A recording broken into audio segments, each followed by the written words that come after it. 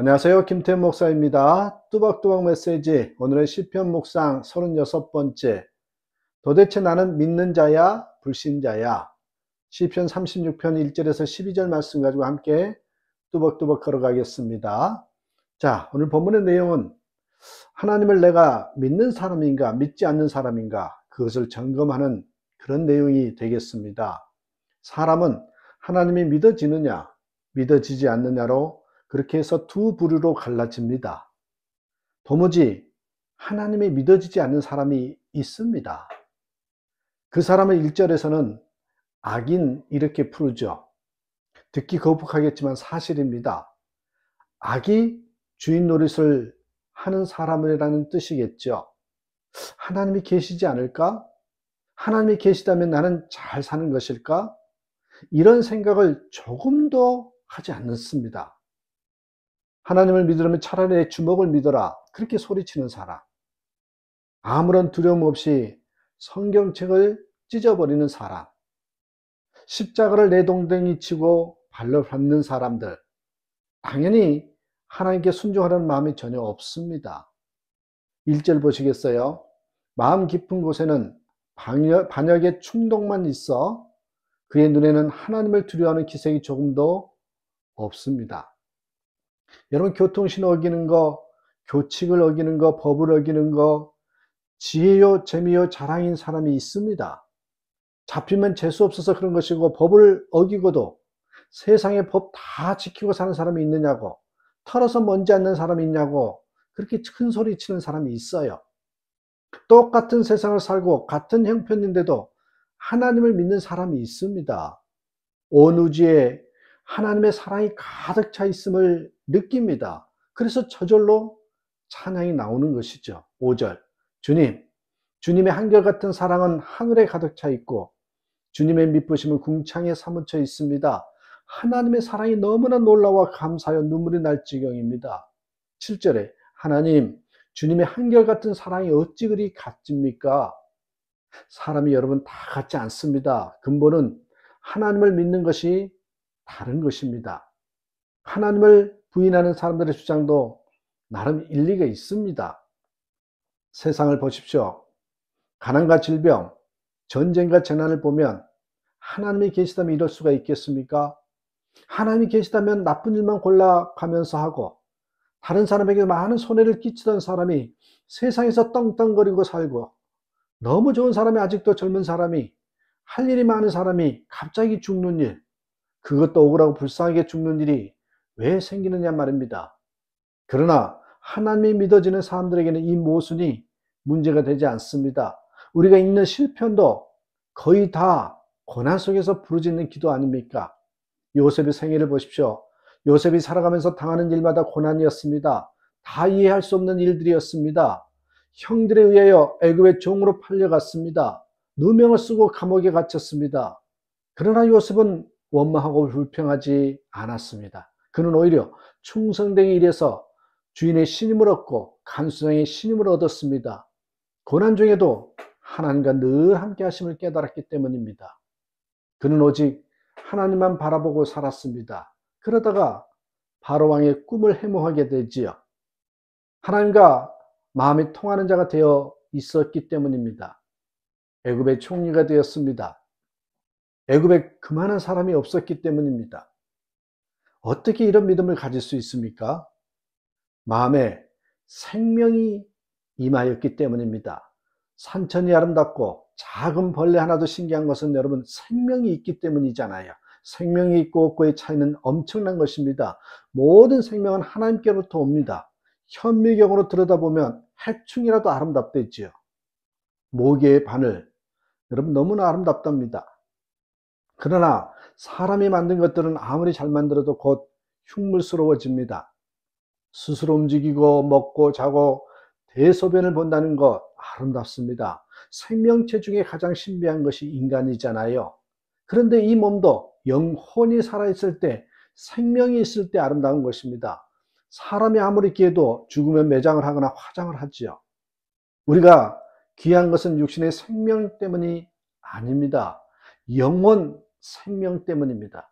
육신의 생명과 별도로 영혼의 생명이 있습니다. 사람이 죽으면 영혼 생명은 어디로 간 것일까요?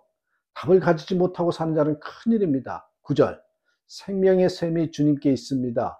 우리는 주님의 빛을 받아 훤히 열린 미래를 봅니다. 영생을 가진 자와 영생을 얻지 못한 자의 삶은 완전히 다릅니다. 하나님은 왜 공평하지 않으실까요? 우리가 매사를 세상적이고 육신적인 관점에서만 보기 때문입니다. 하나님의 나라와 영생을 내다보시면 여러분 공평하다고 느끼실 겁니다.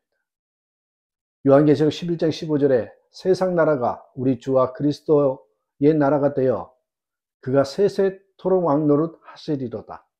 여러분 이것을 믿으면 어려운 환경이 오히려 감사하게 됩니다.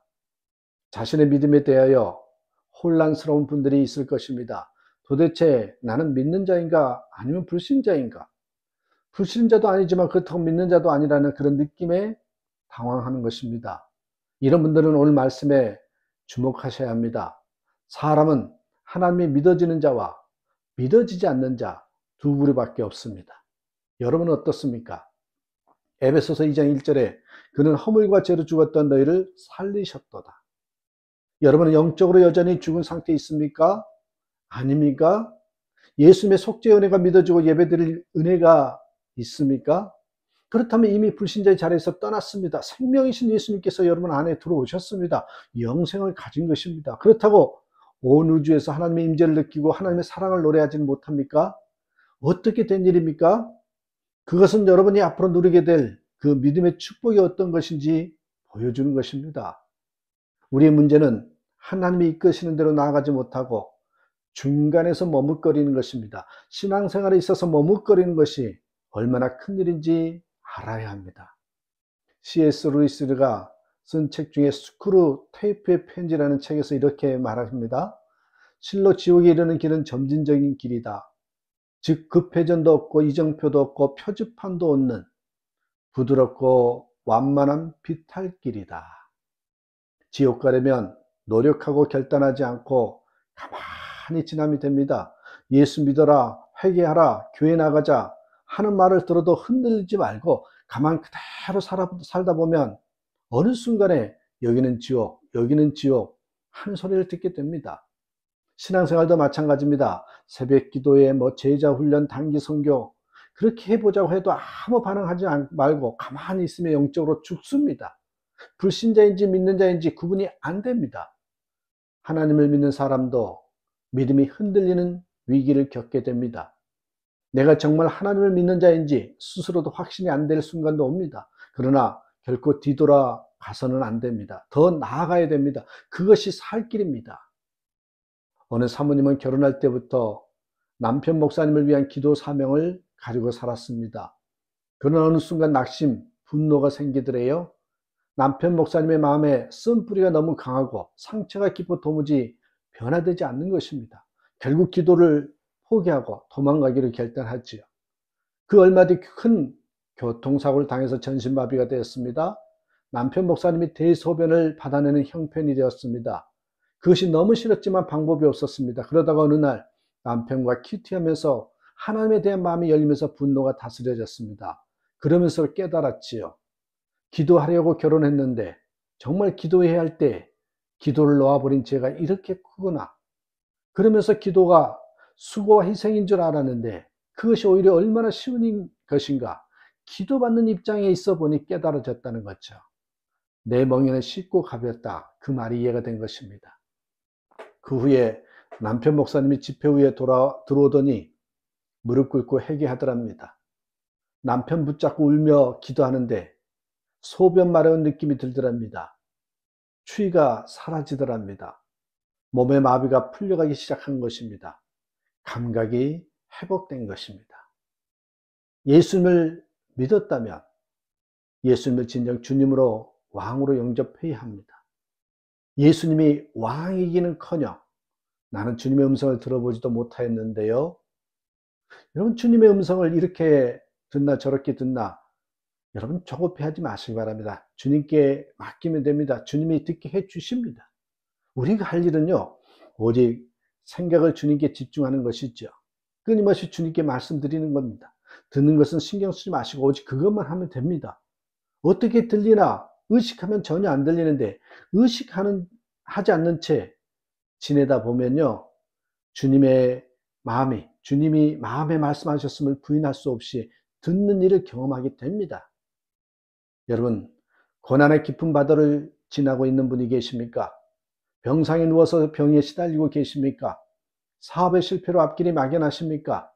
직장을 잃어버려 어떻게 해야 할지 막막하십니까? 하나님 지금 어디 계세요?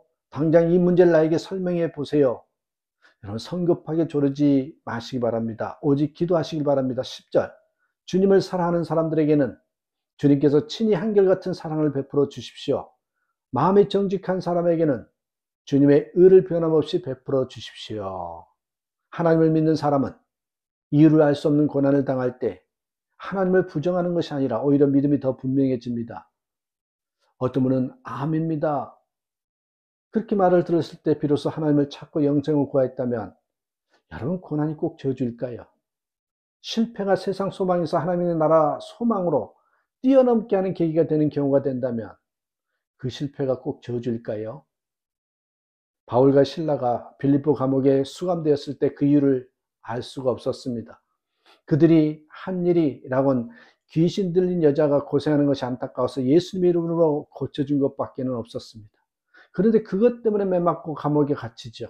그러나 이유를 알 수 없는 환경 속에서도 그들은 하나님의 사랑을 믿었기에 캄캄한 밤중에 기도하고 참여합니다. 나는 하나님이 선하시다는 것을 안다. 비록 그가 나를 죽이실지라도 나는 하나님의 의지하겠노라고. 아무리 사망의 음침한 골짜기를 걸으며 빛을 보지 못한다 하더라도 내 입에서 절대로 믿음 없는 말을 하지 않겠노라고. 하나님은 선하시고 하나님은 나를 사랑하시기 때문이라고 그렇게 말할 수 있어야 합니다.